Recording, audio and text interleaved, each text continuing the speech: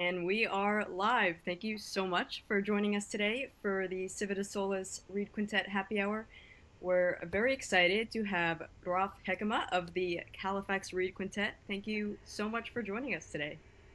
My pleasure. Before we get started, just one announcement. Today we announced 15 winners from our Reed Quintet Miniatures competition, and we had so many fantastic submissions, and we are so excited to record these over quarantine. And thank you to everyone who submitted for our competition. And I think that's it. We're gonna get started. So Roth, if you could just start out by telling us a little bit about Califax and your goals and mission as an ensemble. Well, first I need to know how that works. 15 winners.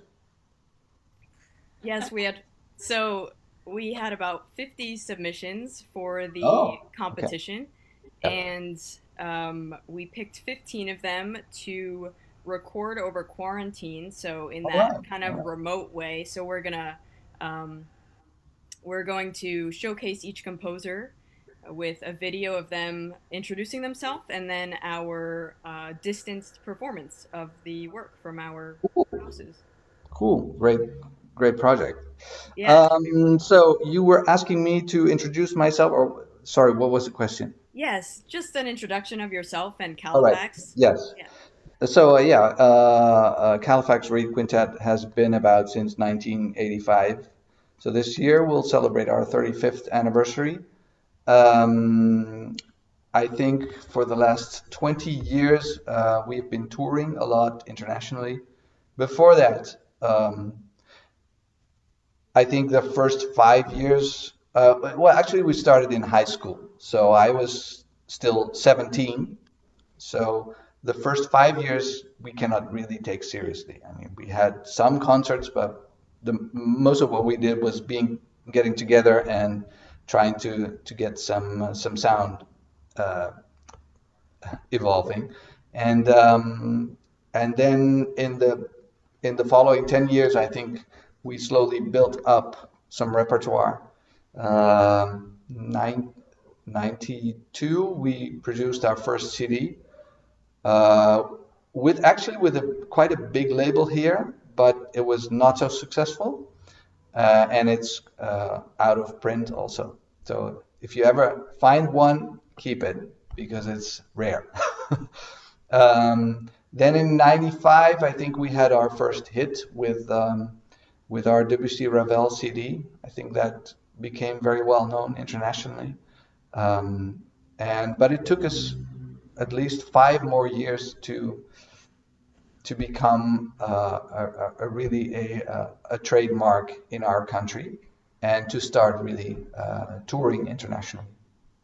But for the last 20 years, we have toured, well, almost everywhere. Um, oh, someone's walking. Don't move that because it holds my phone.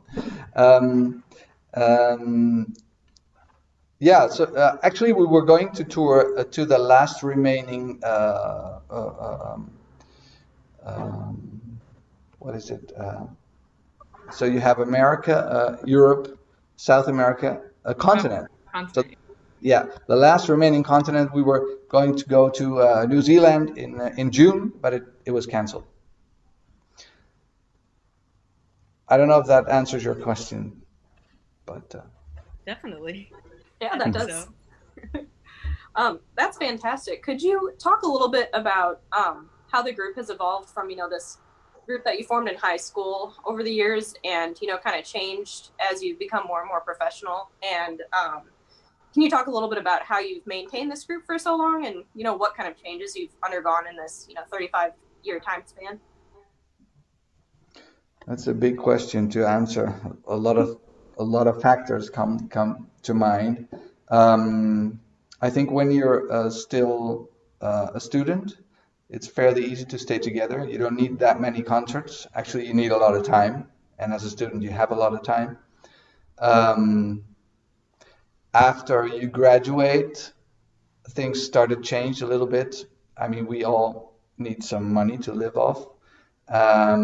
So we did a lot of gigging outside of the group, which limited our time together, and that has been that has been a struggle. I remember that very vividly.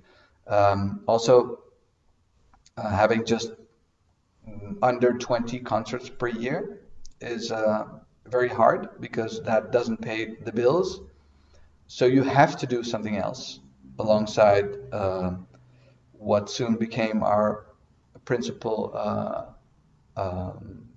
principal occupancy, our quintet. So we had to gig, we had to do other things, which is also inspiring, of course.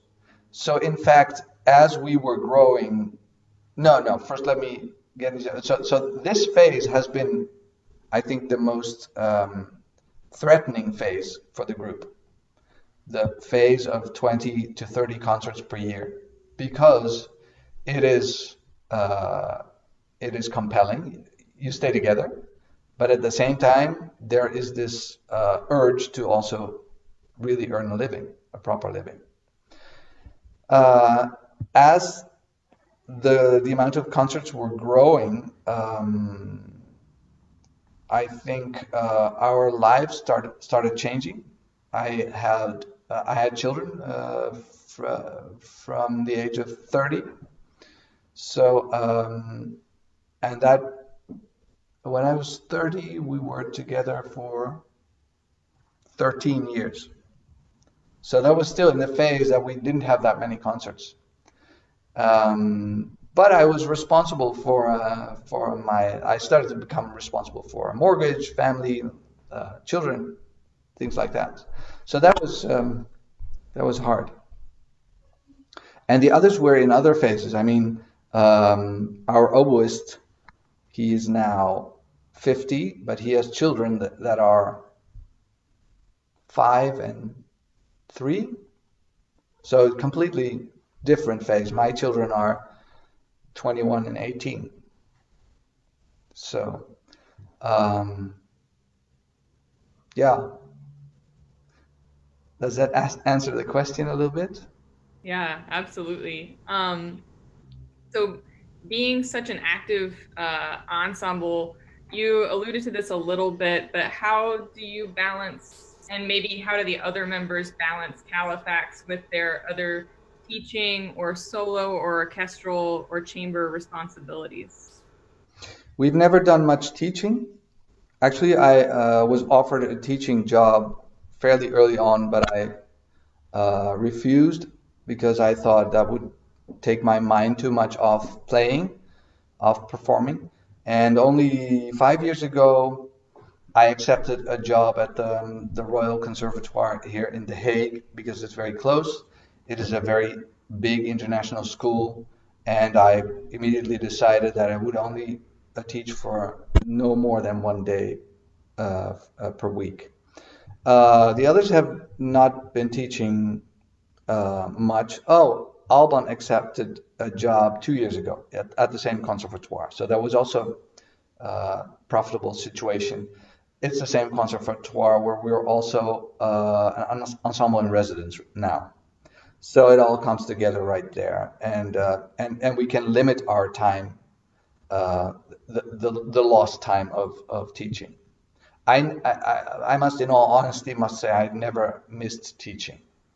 If the teaching job drops out altogether, I would not miss. I mean, I would miss my students. I'm very attached to my students. They're like children to me. But I would embrace the day that I miss so dearly now.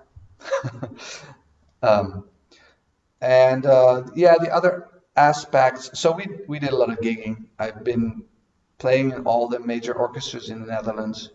There's lots going on in the Netherlands. I think or there was lots going on in the Netherlands. We had huge culture budget cuts in recent years.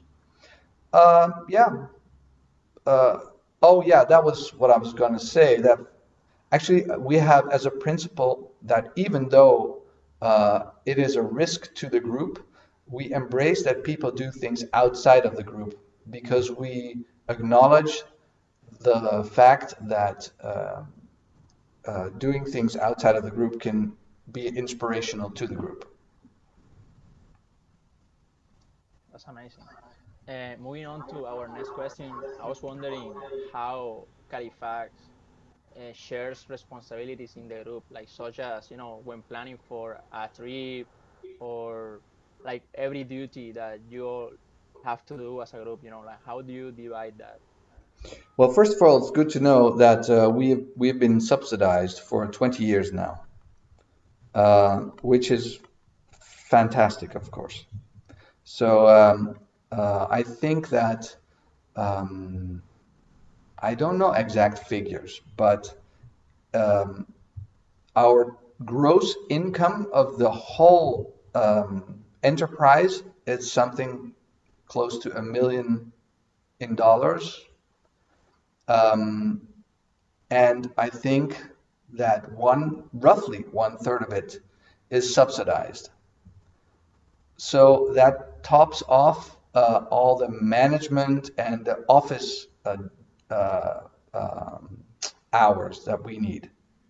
So we have three people. We have a general manager who governs our agenda. We have someone doing marketing, not full time, and we have someone doing production stuff, also not full time. The manager is almost full time. Manager is in charge of the agenda, governing all the concerts going on in the neighboring countries, so the Netherlands, Belgium, Luxembourg, and governing all the activities of foreign agencies. So we have an agent in the U.S. for the U.S. and Canada. We have an agent in Germany. We have an agent in the U.K. and we have an agent in Japan. So all those agents govern different areas, and all those activities come together in the agenda that is governed by one manager. What else? So that more or less gives you an idea of how the organization is set up. We are really a proper organization, a small one, but it's really an organization. And then, of course, there are things that need to be organized that are so close to the group that we do them ourselves. We do as much as we can ourselves. So we have small committees within the group, and it's always good to tell that committees are usually two people, but one is in charge. If you don't do that, then usually things will be between the two. That sounds logical, but some people just forget. For example, we have an active programming team, two people. That is Ivar, our clarinetist, and me. Ivar is in charge of that, and so we're both responsible, but he's the one in charge. I am in charge of setting up the long-term programming. So more the ideas that are the beginning of a new trajectory towards a new program. Let me see. So we have education. We have someone. Our oboe is very good with audio and video. We have someone governing our marketing sector. So Alban, our bassoonist, he's always helping out our marketing girl and trying to help her taking the right decisions and doing the right things. So at the moment, for example, he's very busy with a new way to set up our website. We're not very happy with the way it is right now. What else? And then another perhaps interesting thing is that we found out that it's good to have someone who picks up everything that is left out by other people. And of course, that's the shittiest job you can ever have. So it is shared. It is what's it called? It's going round. So at one point we thought, well, we have our first names. No, this goes round by the order in which we stand. So Whenever I have it, next one is Oliver, and the next one, and it's for per half year. And it's something, so we call that the chairman. So we have a chairman. Current chairman is Ivar, actually. We just shifted because it's July now. So Ivar just picked up the role of chairman. And, it's hard to be chairman because we always have discussions about what is the job of the chairman. And everyone knows how difficult it is and how important it is to be gentle to the chairman and at the same time to make him responsible for things. Okay, that's it for now. Hope it answers your question. Thank you. I was wondering how you decide what pieces you rehearse and how much you rehearse each piece and when your rehearsals are and how long they are, etc. Yeah. We used to have rehearsals in which we would do one piece very well and then all the other pieces not so well. And then at the concert we would be in stress because some pieces would be under rehearsed and other pieces over rehearsed perhaps. Well, you never can. It's very hard to over rehearse pieces. So that is actually also chairman's job to make sure that there's enough time for each piece. Gotcha. So you do, oh yeah, sorry, Lara. Go You ahead. do a fair amount of arranging for the quintet, and other Reed quintets love the arrangements that you do. I know we do. So can you talk about your process for arranging works and just a little bit about the catalog of music that you all have accrued for Reed Quintet? I think 5 years ago I made a list of everything I've ever done, and some of it is evening filling, and some of it is just 1 minute, and it amounted to something close to 300. So it's very hard to make a start there. I think the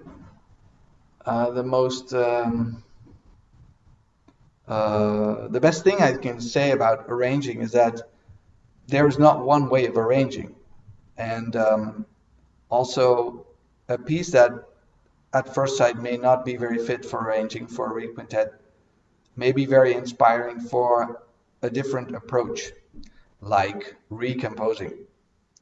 I've been starting to use the term recomposing because I thought the way I was handling a piece of music was more than arranging. And actually, if you take the scale from like performing exactly what is written to a new composition based on an old composition, I would say that there is that, and then maybe instrumentation, and then arranging, and then recomposing, and then a new composition based on something like that. And I've been doing all of that lately. So our latest CD, before the one that we just recorded last June, our latest CD is based on, it's actually a new composition of my hand based on Purcell's opera Dido and Aeneas. Some of the tunes are very recognizable, and I would even say that to some extent they are arrangements, but some of them are completely unrecognizable, and they can be regarded as new compositions based on. Yeah, thank you. Speaking about your CDs, we talked a little bit before, but it might be nice for the viewers to hear a little bit about your upcoming CD project, as well as just what is your process like as a group for recording CDs? And do you have any advice for people who are maybe recording their first ever CD, you know, kind of do's and don'ts? We have had a practice of not recording anything before we had performed it at least 20 times or something. And even then, I think after a recording, you know the piece much better than before. But that was sort of a standard principle. In the case of the Dido and Aeneas CD, we did not have the option because we had a huge tour so the spring before last spring, spring of 2019, and it was very well prepared, the whole production of that tour.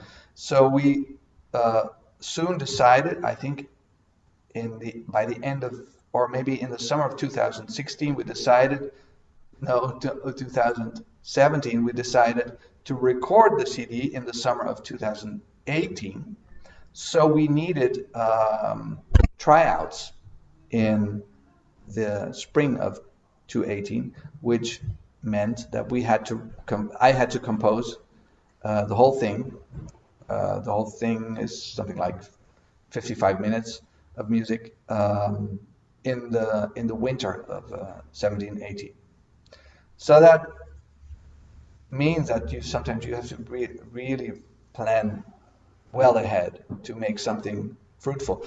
And actually, has been fruitful because the CD sold really, really well during concerts because it was such a big tour, as through all the media and in shops. Definitely. I have another question, not related to recording, but about stage presence, because I know in your group's mission you have it's important to have an adventurous approach to it, and I was wondering if you could talk more about that.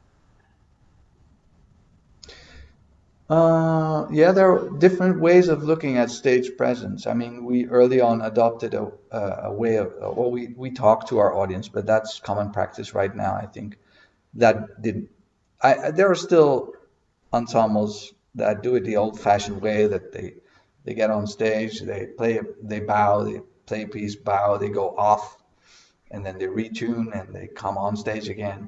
For us, that feels really old-fashioned and not in contact with your audience and really putting. I mean, that is a great art, but for me, it's a little museal, if that's an English term. So we like to be in contact with our audience. So we talk to them, and I think we're rewarded for that by being very approachable for our audiences, and they like the way we do that. And I think it's important for classical musicians like we are to acknowledge the fact that music, classical music, is difficult. If we look at it from a historic perspective, I think that perhaps the most difficult music ever has been composed around the turn of the last century, so around 1900. And the reason for that is really a historic one, because in the decades before that, the Industrial Revolution was there, and the middle class in the industrial countries became very important. And the middle class was not of noble descent, but they wanted to ennoble themselves by teaching themselves about everything, about philosophy, and all sorts of arts, literature, theater, visual arts, but also music. And I think those were maybe the most fruitful years, decades for the arts. And we still have a lot to thank for that period. So roughly the period from 1850 until 1930. After that, after the Second World War, things started to change a little bit. And of course, with the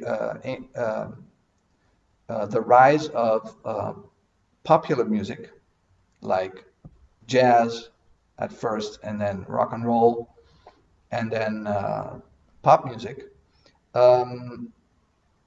people learned that music is not only something of the brain, but also something of the body. And I think we are coping now with our audience. We are our audiences. We are coping with the fact that people are interested in our music, but they're also not so well educated in our music. And that is something that is a little bit under the, how would you say that? Under the surface of what we're doing. People do not like to acknowledge that. But I think it's very necessary because there is this gap. If Amy, you know the Stravinsky three solo pieces for clarinet. Oh yeah. Well, those are very important pieces for you. But if you're completely uneducated and you are brought up with choosing between either the Rolling Stones or the Beatles, then you have no clue what that music is about. Yeah. So our audiences, they need to be educated and they want to be educated. So I think that a reed quintet can be a very good vehicle for that, and that's what we've done. So this is a long approach towards the stage performance that we've adopted. Another approach is a project that we would have done if it weren't for Corona, which is a project that would have been that was very dear to me. A project in which we would play an entire program from memory and completely staged. The reason why I wanted to do that is that when I listen to music, I hear lines, and actually I also see them I envision lines. And at one point I was talking to people about music, about the music that we do, and I discovered that people were not enjoying the music that we both knew the same way as I do. So the desire grew to get them into my world, and I thought that it would be profitable to create a sort of a stage choreography, so that how I arrange music would be visible. This is an important part. The other two are supporting. There's another person maybe responding, but not all the time. Another person is passively waiting or passively present, but not active. And then roles change. Like this one is coming up front, you know? And we've done a pilot of that with the air of the Holberg Suite. You may have seen it. There's a clip of that. That was actually the first time that we did it, so I'm not so happy with the clip. But since we did that, we've performed that a lot, and I really see that people embrace the idea and profit from it. They really understand what is happening in the arrangement. So that we were going to apply that to a whole program of Stockhausen's Tierkreis, an American Paris by Gershwin, and a new piece by an American composer who lives in the Netherlands, Ned McGowan. That sounds like a really cool project. Hopefully it'll come to fruition eventually when this is next all year. said and done. It's planned now for next year. Definitely. So you mentioned the importance that you all place on interacting with the audience and talking to them. Do you have any tips for someone that knows that they need to do that, knows that it's beneficial, but maybe like me has like a hard time speaking in front of a lot of people? Yes, I think it's important to do it a lot, to practice it. So start off with just um, preparing something for just one person and do it. I mean, really prepare it and do your whole speech. And I think maybe the same principle as I always say when you play chamber music, there is when you enter the first rehearsal, you may need 60 or 70% for your own part, and 30% is distributed among the others to for incoming signals information for playing together. If it's 100 for yourself and 0 for playing together, you better stay at home. Um, uh, and in the course of the rehearsal process, those numbers may shift. So hopefully, by the time you have a concert, it's only 50 for your own part and 50 for the rest, for the others. Hopefully. But sometimes it also changes. When you have a difficult segment of a piece, you may need 90% and you only have room for 10% for the others. The same applies when you speak to people, I think. So whenever you prepare a speech, I think at first you may need 90% to yourself and just 10% for whatever comes from the hall. And I've learned, well, do you ever watch TEDx videos or TED videos? Yes. Some of the speakers are just so good, and you can see that they know exactly, they know the line that they are of what they're going to tell, and they can be in contact with their audience, but at the same time they'll never fall out of that line. That's actually what you want to attain, that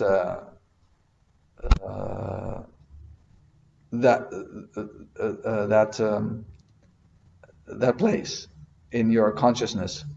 So yeah, it's partly just practicing. No, the thing I wanted to say is that the worst thing to listen to is someone who is waiting for the audience to respond. So better stay to your story and just tell it and not be in contact with your audience, than trying to be in contact with your audience and being distracted all the time by your audience. I don't know, maybe you recognize that. Definitely. I wanted to ask about memorization. You touched on that before, and what your process is with that, as well as the group's process for performing a piece memorized. I've had very bad experiences. I'm very bad at it. It takes me a lot of time. And when I was a student, there was a sort of a fashion of memorizing pieces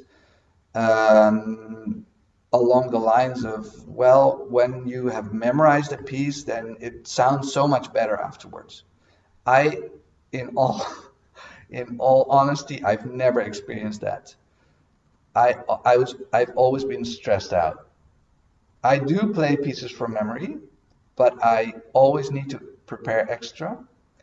Um, the visual element towards your audience is superb. So that there's the profit. There clearly is a profit, but not for the musician per se. Um, Also, we've done the Goldberg variations, which is a very virtuosic piece for us. It has always been a very virtuosic piece for us, and when we played it for only a couple of years, we had a project with dancers, 5 dancers, young female, beautiful dancers, and we were working with them. And we came to the first rehearsal super prepared because we were told to be super prepared by the director, the choreographer. And then as soon as a girl looked me in the eye, everything dropped. I completely lost everything. So that also was a very interesting experience. That as long as you're inside your head and nothing is distracting you, just the people you're always with, that's okay. I can manage that. But as soon as a new person makes eye contact, that was a new level I had to be at memorizing the music. So similar to the public speaking thing, you want to stay in flow, right? Like that flow state. Yeah, but yes, exactly. But it's very interesting how you want to be in contact, like with those dancers. I wanted to be in contact with them, but at the same time, I had to be in contact with myself, with every intricate thing that I had to do, and that actually is forever inspiring. That balance. It's like multitasking to the max. Multitasking, yes, but I don't believe that multitasking is possible at all. Yeah, yeah. I mean, we just have so much brain capacity, and we do with that. Uh, uh, no, it's being active on not on different levels, but being able to switch between levels. Yeah, absolutely. Do you think it's worth it to play memorized if it might take away from, um, you know, your focus if you would have the music from what you want to do? Well, absolutely, if only for what it looks like. And we've done a lot of theater stuff, which can only be done memorized, of course. Gotcha. I mean, I have done things that I would have never imagined possible, like being in a fight and doing a 3-part fugue. That is something completely insane. But in our children's play that we've done about over 100 times now, we had to do that. Gotcha. Thank you. Yeah, I feel your pain with memorization. I'm also really, really slow at memorizing. It's a painful process sometimes. And some people are better. Mm-hmm. Yeah, yeah. I envy those people. Me too. Me too. Moving on, can you talk a little bit about your composers competition, your process for those submissions, and your process for choosing the winning compositions? I think we are doing it this year for the 13th or 14th time. I believe the first year we had 2 submissions. There was 1 winner. The second year we had maybe 10 submissions. And from then on it rapidly grew. And now every year it's between 30 and 60 or something. I still find it hard to really set the boundaries of what the pieces should fit in. Like, I always plead for shorter compositions. As of now, I think the maximum length duration is 9 minutes, which for me is way too long because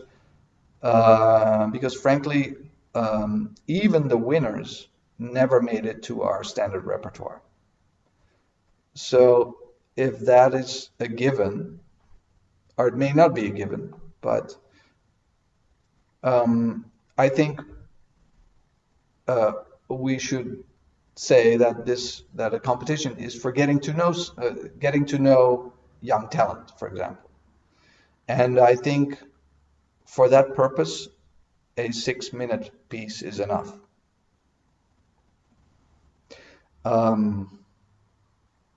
Yeah, I think perhaps looking into our the what is that called?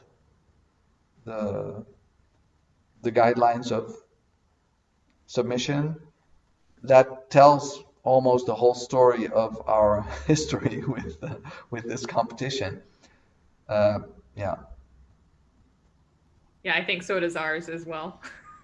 You learn as you go what to put in the rules. Exactly. Exactly. Oh yeah, we had one year that we thought it would be interesting to have a. So each year we try to come up with a new idea. So one year we came up with the idea of having only compositions with live electronics. We had 0 submissions. Wow. Wow. That's incredible. We were shocked. Yeah, I would be too, because I think we just did it and we got a few with electronics. I think, yeah. I mean, there are so many people working with electronics right now. So many people, and especially the younger generation. For them, is a way of life. Yeah. So we still don't understand why that happened. What's your process like once all the submissions finally roll in and the due date's there? Like, how do you go through them? Do you Yeah. play them all, or would you listen? That's easy to answer. So we have an external chairman, and so one of us will be a duo with him or her, and there will be another duo from the group. And then those duos will choose their like top 5 separately, and then compare the top 5s. And then from that, a list of 6 pieces that we decide to play through in rehearsal. And then we're all together. And then from that, hopefully a winner comes.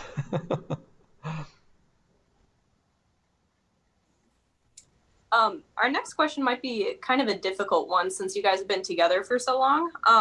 But do you have any favorite memories from, your tours or experiences kind of on the road throughout the years? It's a difficult one, yes. Meals, for sure. We have some very, very dear meals. I remember we were touring in Sicily, and at our very first concert, which was very badly attended, by the way, in a really extremely beautiful place. Syracuse, southern tip of Sicily, really stunning place. And we were really admiring the place all day. And then we had the concert, and then the concert would be at 9, but the audience would start coming in, dripping in like at 9:15, and we really couldn't start the concert before 9:45, which appeared to be common practice over there. And we were promised a meal afterwards, but we had been traveling in from Holland, so we got up early, so all our meals were early, and we were starving by the end of the concert. And then, or no, actually, we had had dinner already before the concert, and then after the concert, it was like 11:30 or something, and then they would bring us a meal in the place next door. That was so incredible that yeah, unforgettable.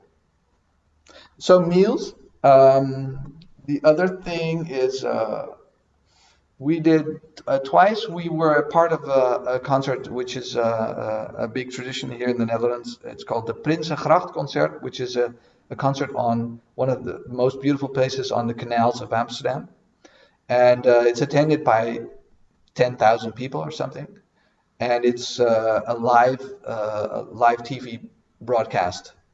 So it's a really, really big thing, and we were on it twice, and it's just such a dear thing to be. I mean, I grew up in that city, and so beautiful, and in midsummer, and both times it was really great weather, so we were very fortunate.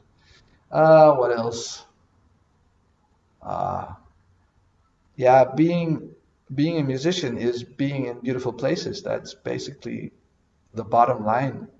Uh, I think Los Angeles, LA is a very ugly city, but we played in the Bradbury building, which is also a venue for movies, where they film movies. Beautiful place. Um, so I'm not very fond of LA, but that's a very good memory.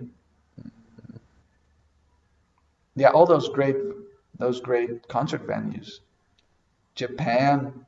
Oh yeah, China. We toured in China 4 times, I think, and we had the craziest experiences playing in basketball arenas and strangest things. And then, oh yeah, so we played in a basketball arena, and there were, I mean, I think there were 35,000 seats or something, but there were only 400 people maybe, which is a fairly big crowd for us. We were playing Duke Ellington music with a jazz combo, and halfway the show they were doing something with like a tombola. Is that a word? You know, a tombola? Uh, and we couldn't find out what they were doing. And then after the intermission, half of the people left, and we found out that there was a big screen, like I mean, uh, like as big as my house or bigger, and really wide, huge screen. And we found out afterwards that it was saying, "Welcome to the opening of the new mall," which was elsewhere. It was not. I mean, the basketball stadium was not part of that mall, but it's yeah. So the strangest things in the strangest countries. That's crazy. Thank you. Okay, and last question: does Califax feel like a family of close friends now, and how is it? How does it feel to perform with the like same people for so long, and you for 35 years? Um, it does feel like family, yes. At one time we thought that perhaps we're more like brothers than like friends. We didn't actively choose each other. We sort of haphazardly you form a group. You're either fellow students or whatever happens. You come together and suddenly you spend more time with your colleagues than with your family. Um, and it's a little bit like brothers or your siblings. Um, you didn't choose your siblings, but and you have to put up with them. Um, and you don't need to talk much to know what they're thinking, or they don't need to talk much for you to know what they're thinking. So yeah, it's tough and it's interesting, and I think that the most interesting thing about it is that um, if you open up to everything that changes in the courses of those 4 other lives, and you see that those things as inspirational, as long as your fellows stay an inspiration, of course, then then it can be forever inspirational. I know I sound like a guru now, but Oh, I it love is that. inspiring. It is. Yeah, well put. Yeah, I love that. Well, on that note, oh, oh God, sorry. I thought I had one other thing to say. On that note, we can move on to our fun lightning round where Oh, we will ask you 8 questions and you will have 1 minute to answer all of the questions together. So 8 questions over 1 minute. And I'm going to pull up a timer in a second. so why 8? Arbitrary. Arbitrary. Okay. Yeah, No, random. I think we did like 6 at first, and it was too easy. It was too fast, yeah. Easy. Ah, okay. Yeah. Like, oh, There it we're, is.